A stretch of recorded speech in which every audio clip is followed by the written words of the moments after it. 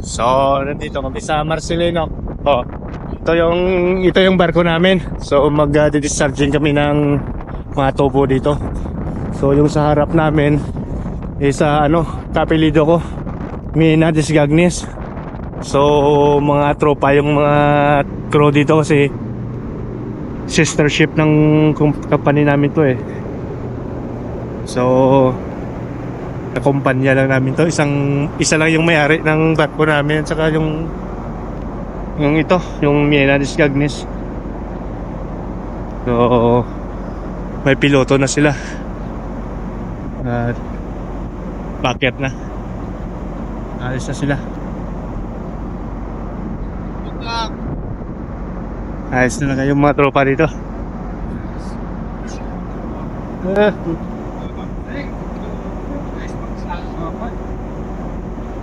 Saan kayo punta? Punta kami Charleston. Charleston? Sa ano kami galing? Brazil. Brazil. Kasi windmill. Windmill. Oh, windmill. Oh. Windmill sa tubo. Ano yung transport? Charleston. Charleston, punta kami Charleston. Ano kargada yun doon? Ibilip sa yacht. Ayos na. Last yun ng ano yan? Nakalas paano biyahe to? Balik. Mag-ano pa kami, mag-Europe pa kami pagkatapos eh. Europe pa to eh. Tapos baka mag-loading doon. Tapos Great Lakes. Ganun din. So bukas madami kami kargada yun. Mga ilang 4 na araw siguro kami dito. Thursday. May na. Malaki na. Dito malaki? Mali na yung biyahe namin. Puro bal kami. Puro bal? Oo. Bal kami nung nakaraan yung karga. Yung crystal plate. Sila man lahat. Balang kita. Ngayon mayroon siguro.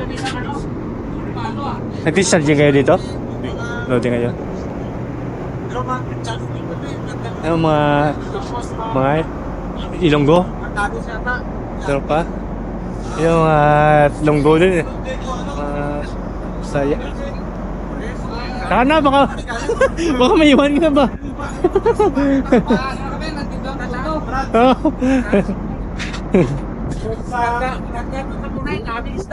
Yung plano ba? Yung parts ng plano? Sa piraso lang doon.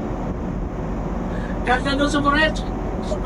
North Carolina, daming isda doon. Dahil sa Puerto, sawa ka mga men doon. Sabi ano, may 20. Tigas na naton. Oh, sige.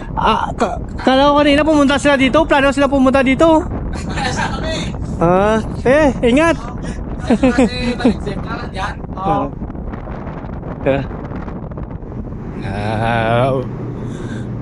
Paalis na yung barko nila. So kami magsisimula pa lang ng diskarga dito sa Houston.